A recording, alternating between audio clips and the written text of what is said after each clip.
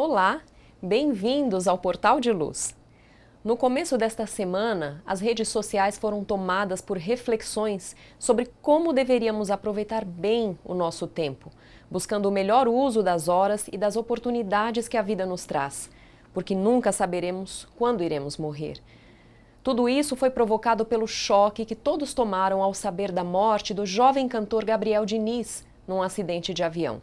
Vamos hoje conversar sobre a importância do bom aproveitamento do tempo que nos foi concedido por Deus nesta encarnação. E antes, vamos elevar os nossos pensamentos ouvindo a prece na voz de Chico Xavier.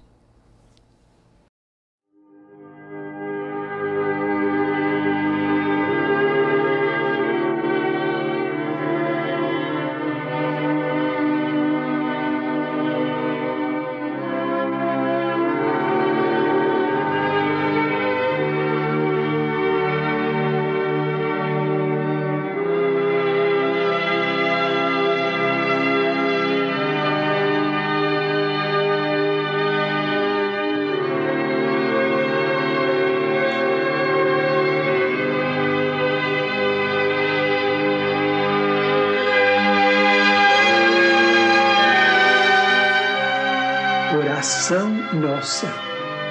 Senhor, ensina-nos a orar sem esquecer o trabalho, a dar sem olhar a quem, a servir sem perguntar até quando, a sofrer sem magoar, seja quem for, a progredir sem perder a simplicidade, a semear o bem sem pensar nos resultados, a desculpar sem condições, a marchar para a frente sem contar os obstáculos, a ver sem malícia, a escutar sem corromper os assuntos, a falar sem ferir, a compreender o próximo sem exigir entendimento, a respeitar os semelhantes sem reclamar consideração, a dar o melhor de nós, além da execução do próprio dever, sem cobrar taxas de reconhecimento.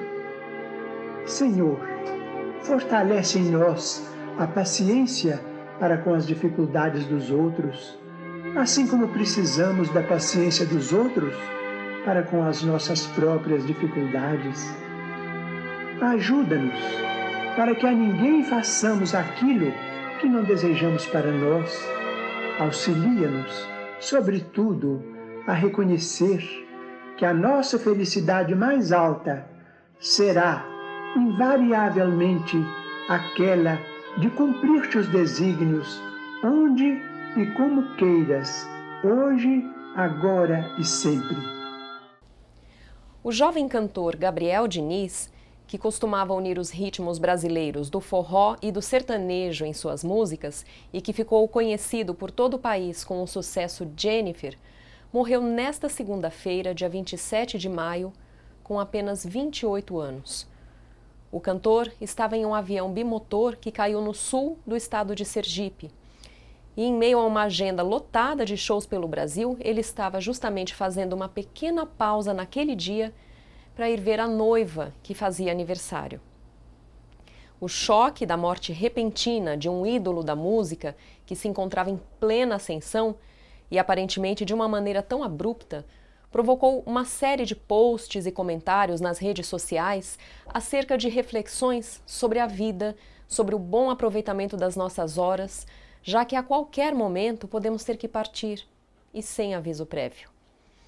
Apesar da dor e do sofrimento diante da perda de alguém que estimamos, são sempre proveitosas estas reflexões acerca da brevidade da vida e até mesmo porque se trata de um fato.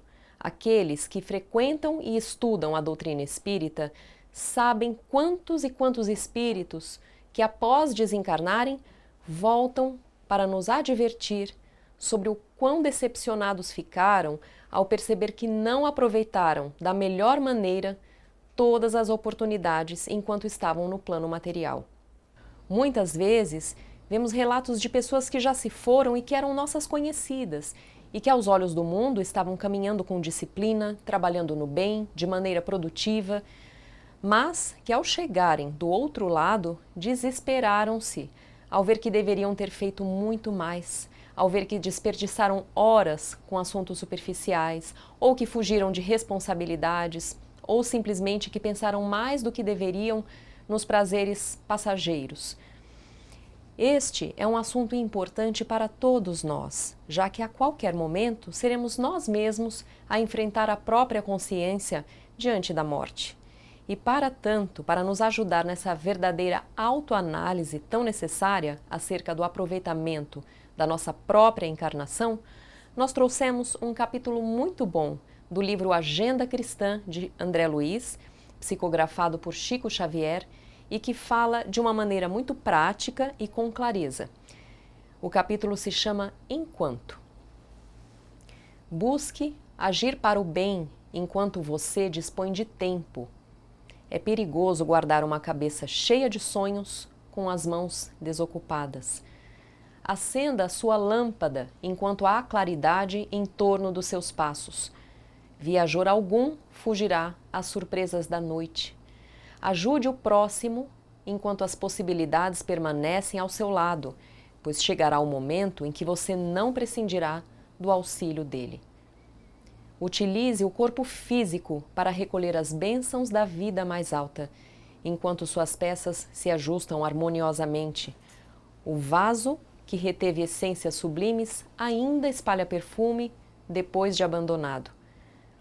Dê suas lições sensatamente na escola da vida, enquanto o livro das provas repousa em suas mãos. Aprender é uma bênção, e há milhares de irmãos não longe de você, aguardando uma bolsa de estudos na reencarnação. Acerte suas contas com o vizinho enquanto a hora é favorável. Amanhã, todos os quadros podem surgir transformados. E André Luiz conclui o seu texto com o seguinte pensamento: ninguém deve ser o profeta da morte e nem imitar a coruja agourenta, mas enquanto você guardar oportunidades de amealhar recursos superiores para a vida espiritual, aumente os seus valores próprios e organize tesouros da alma, convicto de que a sua viagem para o outro gênero da existência é inevitável. Ou seja, enquanto ainda estamos encarnados, enquanto temos saúde, enquanto estamos próximos daqueles com os quais nós precisamos nos ajustar, que saibamos fazer o que precisa ser feito. Afinal, como o próprio André Luiz nos diz em outro livro dele chamado Sinal Verde, ninguém evolui, nem prospera, nem melhora e nem se educa, enquanto não aprende a empregar o tempo com o devido proveito. O cantor Gabriel Diniz, segundo todos que o conheciam pessoalmente, era um menino muito alegre e de fácil convivência e deixou a sua marca no coração de todos aqueles que puderam estar com ele.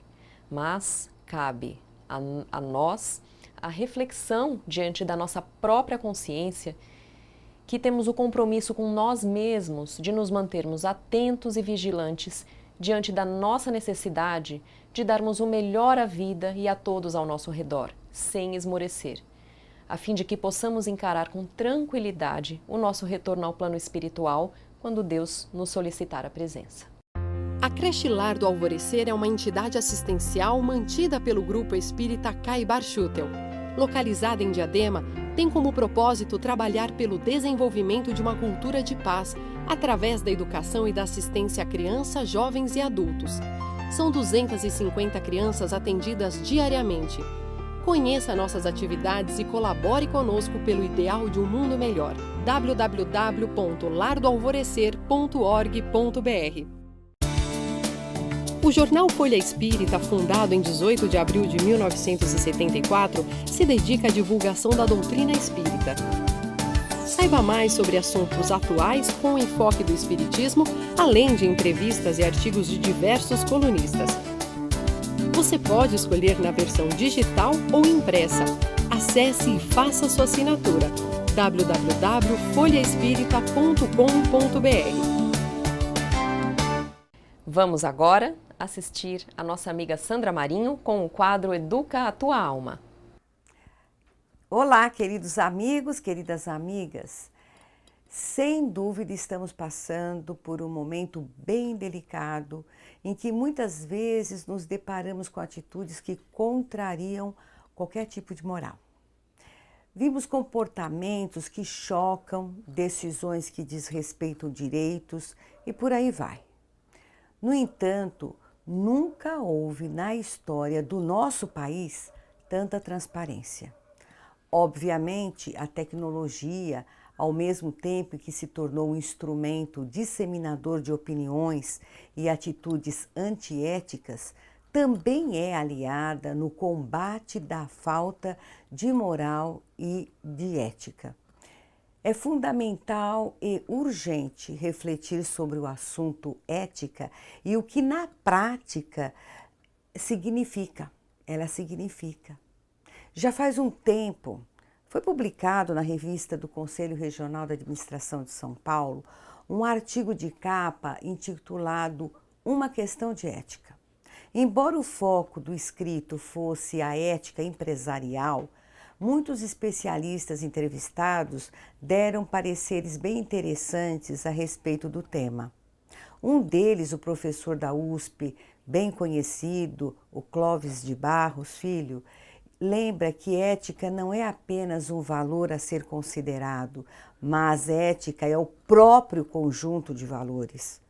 Outro acadêmico, o professor Marco Antônio Araújo Júnior, disse que a ética está relacionada com a boa-fé nas relações pessoais e profissionais e afirma que não fazer com o outro o que você não gostaria que fizesse com você é o conceito mais simples que mostra a forma direta de ser ético.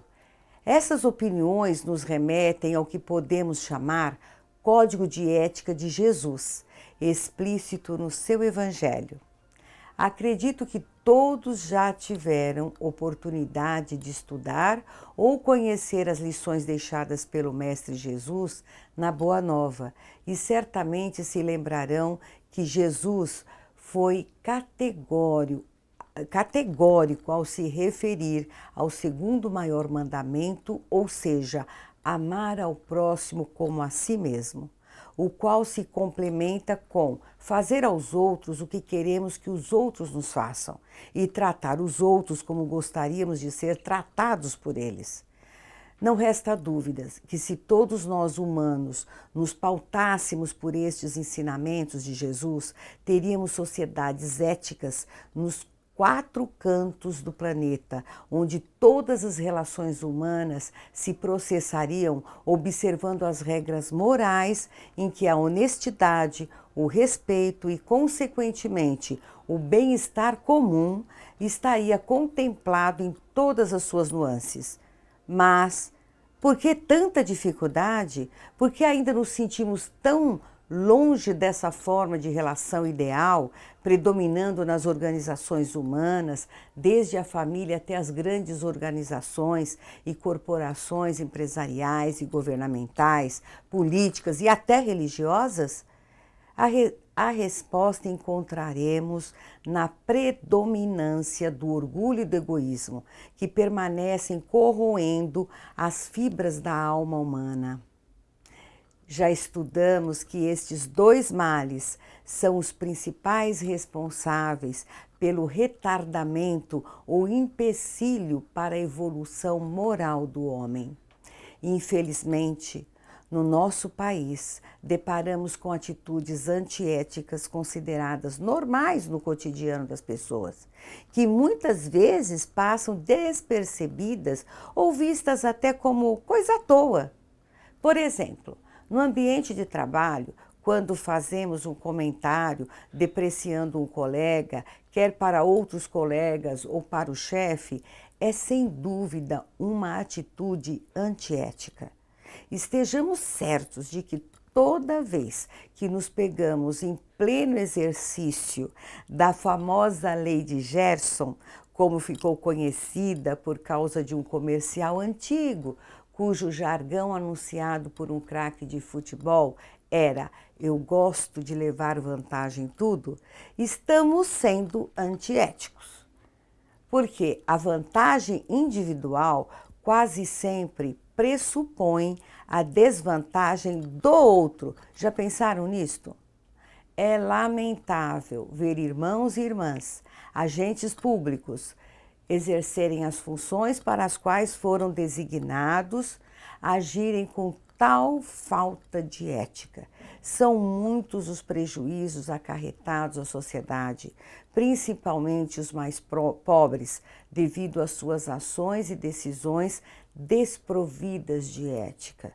Pior ainda, quando se trata dos agentes políticos que recebem por delegação dessa mesma sociedade a responsabilidade de representá-la e garantir os seus direitos de cidadãos. E onde se aprende o que é e como e quando se aplica a ética? Se aprende, antes de tudo, no seio da família e na escola.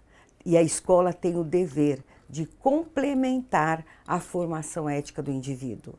Pais e mães, avós e educadores devem com urgência se aperceber desta responsabilidade.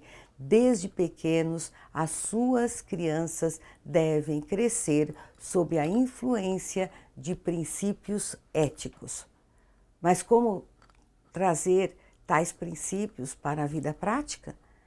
Creio que a melhor forma de se aplicar os princípios éticos diante de qualquer situação em que nos vemos obrigados a agir ou nos posicionarmos, devemos, antes de tudo, nos perguntar, no nosso íntimo, assim, nos fazer essa pergunta: eu gostaria que o outro me fizesse isto?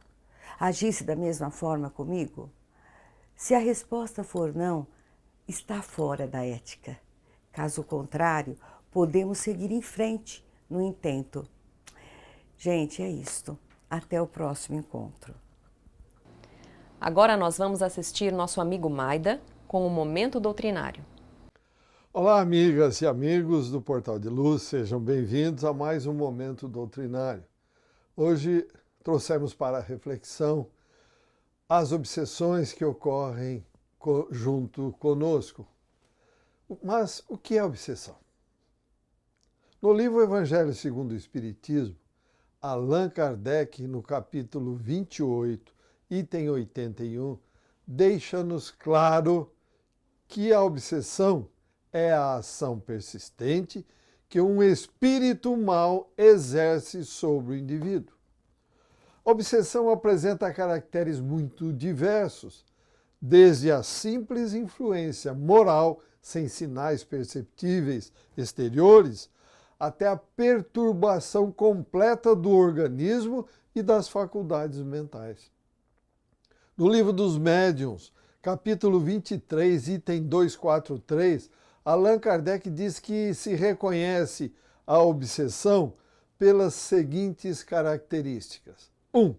Persistência de um espírito em se comunicar, bom ou mal, psicofonia, psicografia, etc., opondo-se a que outros espíritos o façam. 2. Ilusão que, não obstante a inteligência do médium, o impede de reconhecer a falsidade e o ridículo das comunicações que recebe. 3. Crença na infalibilidade e na identidade absoluta dos espíritos que se comunicam e que, sob nomes respeitados e venerados, dizem coisas falsas ou absurdas. 4. Confiança do médium nos elogios que lhe dispensam os espíritos que por ele se comunicam. 5. Disposição para se afastar das pessoas que podem emitir opiniões aproveitáveis. 6. Não aceitar a crítica a respeito das comunicações que recebe. 7. Necessidade incessante e inoportuna de escrever. 8. Constrangimento físico qualquer, dominando-lhe a vontade, forçando-o a agir ou falar independentemente de sua vontade. 9. Rumores e desordens persistentes ao redor do médium, sendo ele de tudo a causa ou o objeto. No livro Obras Póstumas, Allan Kardec complementa dizendo que a obsessão consiste no domínio que os maus espíritos assumem sobre médiums e certas pessoas com o objetivo de as escravizar e submeter à vontade deles, pelo prazer que experimentam em fazer o mal. O espírito Joana de Ângeles, no livro Lampadário Espírita, capítulo 29, de Psicografia de Divaldo Franco, diz que toda obsessão decorre da perfeita sintonia entre o agente perturbador e o paciente perturbado. Sintonia que ocorre por comunhão mental na mesma faixa vibratória ou por identificação idealista através das correntes de pensamento. E conclui informando que a obsessão é enfermidade espiritual de erradicação demorada e difícil, pois que muito mais depende do encarnado perseguido do que do desencarnado perseguidor. O Espírito Emmanuel, no livro Segue-me Lição 66, de Psicografia de Chico Xavier, orienta-nos que nem sempre conseguimos perceber, porém, os processos obsessivos, na maioria das vezes, principiam de bagatelas, tais como olhar de desconfiança, um grito de cólera, uma frase pejorativa, a ponta de sarcasmo, o momento de irritação, a tristeza sem motivo, o instante de paciência, a indisposição descontrolada. Estabelecida a ligação com as sombras por semelhantes tomadas de invigilância, eis que surgem as grandes brechas na organização da vida ou na moradia da alma, quais sejam a desarmonia em casa, a discórdia no grupo da ação, o fogo da crítica, o veneno da queixa, a doença imaginária, a rede de intriga, a treva do ressentimento, a discussão infeliz, o afastamento de companheiros, a rixa sem propósito. As obsessões que envolvem individualidades e equipes quase sempre partem de inconveniências pequeninas que devem ser evitadas, qual se procede com o minúsculo foco de infecção. Para isso, todos dispomos de recursos infalíveis, quais sejam a dieta do silêncio, a vacina da tolerância, o detergente do trabalho e, finalizando, o antisséptico da oração. Boas reflexões, obrigado pela companhia, saúde e paz e até o próximo encontro. O Portal de Luz de hoje está acabando. Mandem, como sempre, para nós as suas dúvidas e comentários, que nós queremos muito ouvir vocês. O nosso e-mail é portaldeluz@folhaespirita.com.br. Muito obrigada e até a próxima semana.